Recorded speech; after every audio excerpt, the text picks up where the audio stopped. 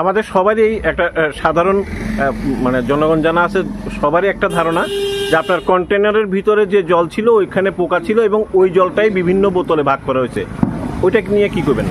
ওইটার জন্য আমি এখানে যে আমাদের যে প্রসেসিংটা ওইটা আমি এখানে দেখাই দিতে যেতেছি যে আমাদের প্রসেসিং কি আছে।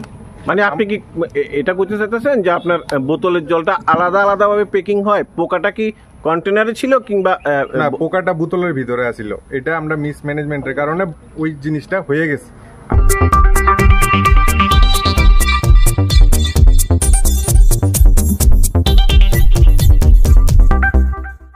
নমস্কার, আমি প্রেস সিগনেচারের ওনার। কালকে যে একটা ঘটনা হয়েছে। কিসের ওনার? কালকে একটা জলের বোতলের মধ্যে যে একটা পোক পাওয়া গেছে, ওটার জন্য আমি খুবই দুঃখিত। এটা কি আপনার ওই জলের ফ্যাক্টরির আপনি কে হন? আমি ওনার। আচ্ছা। তো কালকে যে এই বিষয়টা নিয়ে আমি খুবই দুঃখিত। একটা মিসম্যানেজমেন্টের কারণে একটা বড় সড়ো একটা প্রবলেম হয়েছে। তো এই যে জিনিসটা হয়েছে, এটা জলটা কোনো ইসেতে একটা বোতলের মধ্যে এরকম হইতেছে না যে একটা কন্টেনার থেকে জল প্রত্যেকটা বোতলের মধ্যে আলাদা আলাদা ফিলিং হইতেছে।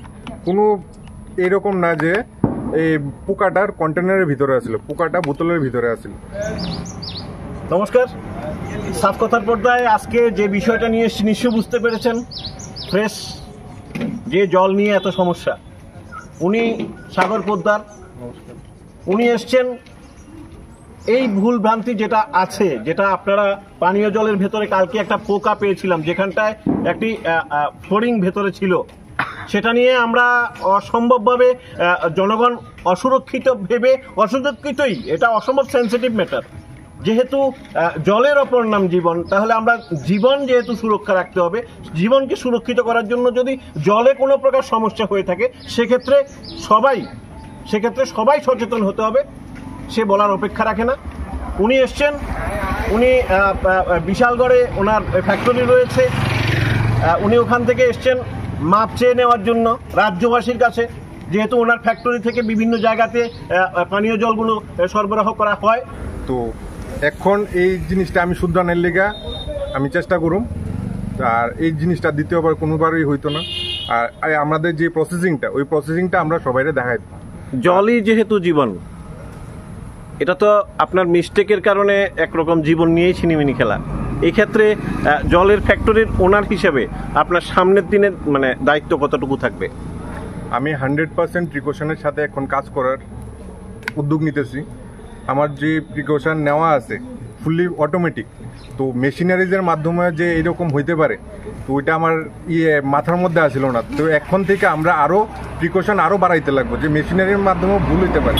তো ওই জিনিসটার মধ্যে আমরা হিউম্যান কাজ করাইতে লাগবো, যে মেশিনারিতে আমরা ফুল বিশ্বাস থাকলে হইতো না, আমরা হিউম্যানের কাজ লাগবে।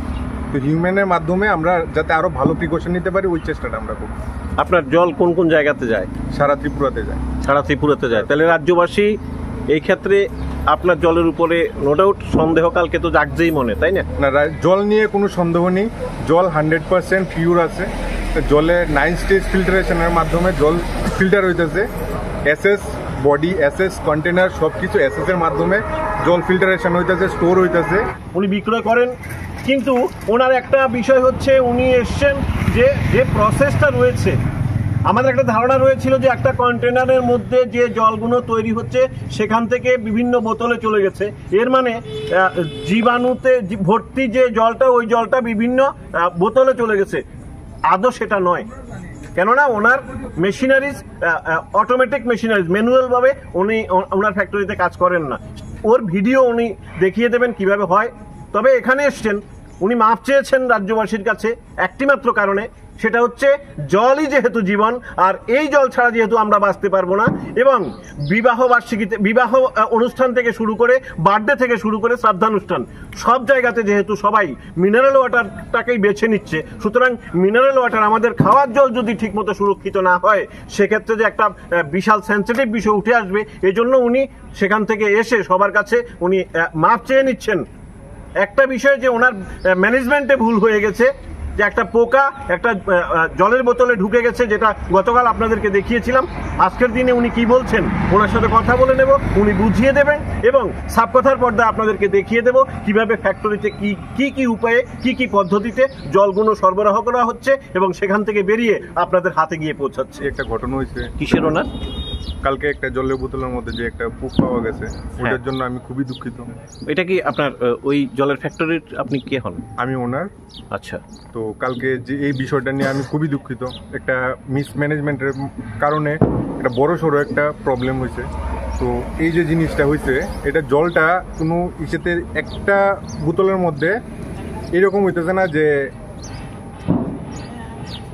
একটা কন্টেনার থেকে জল প্রত্যেকটা বোতলের মধ্যে আলাদা আলাদা ফিলিং হইতেছে।